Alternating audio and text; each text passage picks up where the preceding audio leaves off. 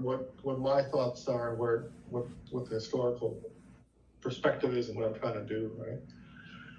And I know Kristen and Montana know this, but maybe Tom might not. But back in the day, up until I guess 2018, we had a research compliance officer, right, on campus, and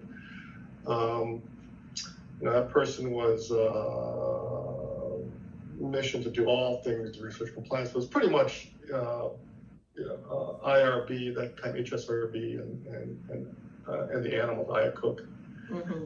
A little bit on the biosafety, but that was mainly the three things. But there are other things that we're trying to move towards, other compliance issues. And then in the last 2 years, a lot of these things have begun to grow. So I think you're familiar with the foreign influences in research. That's something that's connected with something called export controls, which is something also they're kind of interrelated. And there's responsible conduct and research, and NSF mandate that we're in weak compliance with, and also something that has come up recently is conflicts of interest. Interestingly, BGSU does not have a universal conflict of interest policy. So mm-hmm. we have a sponsored research conflict of interest policy, but not overall COI. So so that's kind of the main thing. But the previous position was mainly IRB and IACUC, and IACUC was partnering with Jenny Bransky, who's the animal facilities person. My difficulty with that position was that it was and is an unfunded position, right? So there's no salary line for it. We're cobbling together dollars to get that filled. So that was the situation. We met some needs. We had some unfilled needs. And then that position was suddenly vacated, and then we were in a pickle. And I don't know, Montana, how did we get introduced? I was trying to think about that. I don't know how we got introduced, but we did. We started talking, and maybe it's Rodney. I don't know. I do remember a conversation we had in the union, but anyway. So then Montana appeared on the scene and provided lots of expertise, needed expertise and knowledge, and really filled that role very well over the last, I guess, almost 2.5 years now.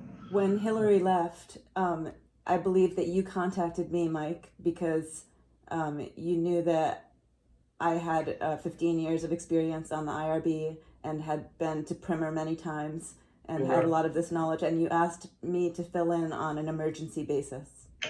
Yeah, right. And then in conversations with Kristen, Kristen and I started talking about whether it might be possible for me to stay on doing that permanently, and so then I approached you in the union and asked, I asked you if you would consider having me do the position permanently.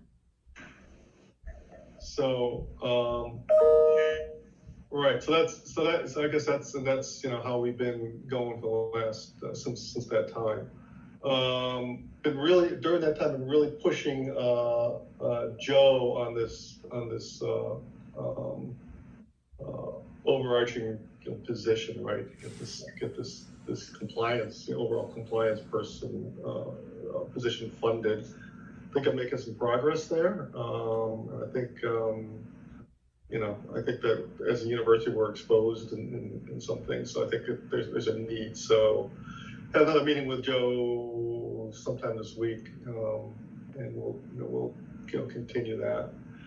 So that's kind of the main thing, right? And now IRB. I think that's the context within which I think this discussion is happening. That's just kind of an FYI.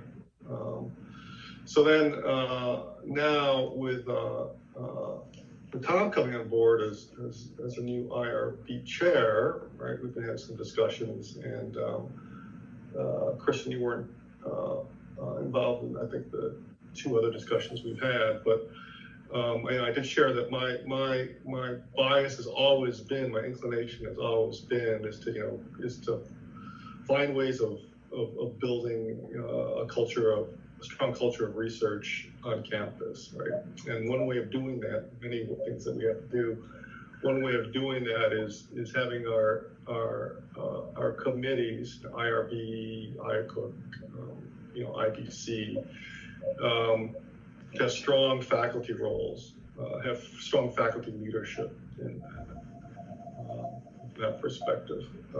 And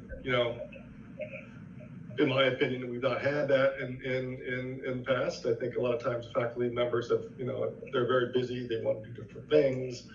They're kind of filling in these chair roles as a service obligation or service responsibility, and are happy to help, but don't have the bandwidth to lead. Maybe that's a good way of saying that. Mm-hmm. So that's kind of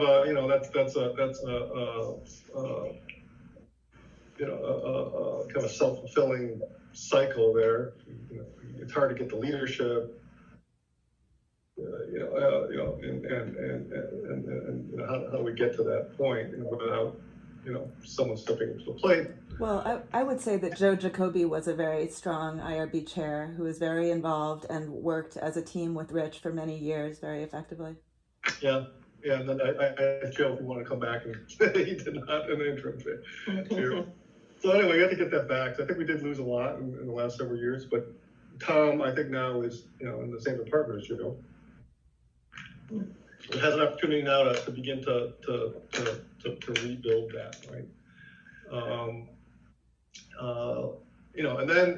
And the questions we're having and what I'm grappling with is, what could this look like what should this look like in the future?